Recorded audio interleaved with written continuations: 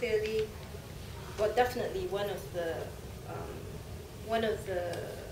how do you say? We do encourage that men support what we do, and we actively engage men to support our activities, and that ranges from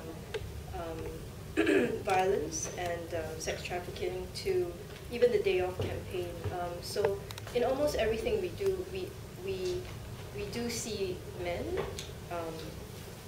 and the education of boys as well as a very important part of the fight against violence against women. Yeah, I think we have to keep, I think it's an honor that we have a lot of men today, and it shows that, you know, men are supporting us. Yeah. So in our work with clients, we also see the importance of working with the husbands. Yeah.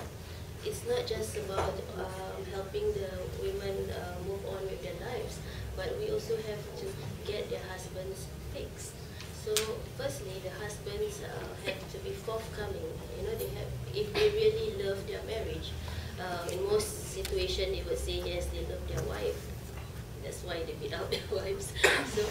So we tell them to go for group therapy. You know, these perpetrators, sadly, they also have experienced violence in their early childhood, you see, most of them. So we do have an organization, PAVE is one organization who is working, PAVE. They are working closely with men in recovery. And yeah.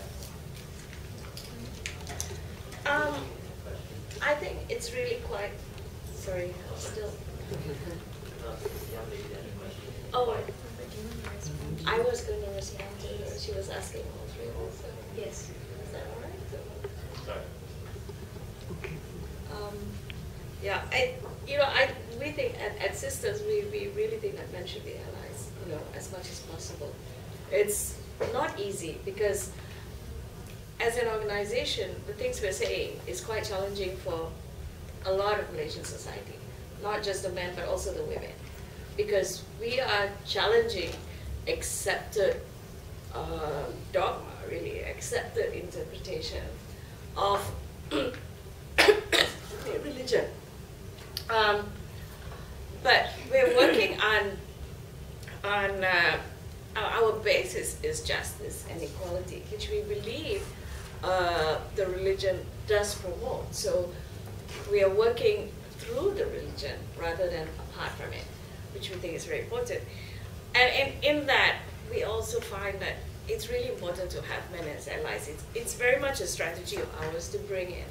And we've been looking, I mean, there's not a lot of them, but really among the religious establishment, we have found some really good allies.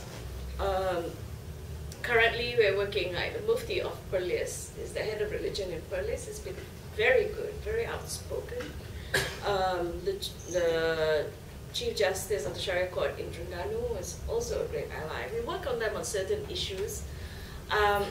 For instance, about illegitimate children and things like that. And it's once we have them on board, it's kind of hard for people to say to us, oh, you can't talk about religion because you're female, you can't talk about religion because you don't cover your heads, you can't talk about religion because you didn't go to Al-Azhar. And all these people did. And they're guys, you know. So as a strategy, it's really very important for us. We're also finding that among younger men, we have a lot of fans. It's really quite interesting. We have a lot of fans among male students and male, you know, in their 20s or whatever. We go and give a lot of talks to university, even a Islamic university, which is a very conservative institution. We get all these male students coming up to us. And why is it, when we ask them, why are they so supportive of us? Very often, they are the children of polygamy. They have seen their mothers suffer. And so they know that our work is going to help women like their mothers. And that's why So it is a strategy that we really need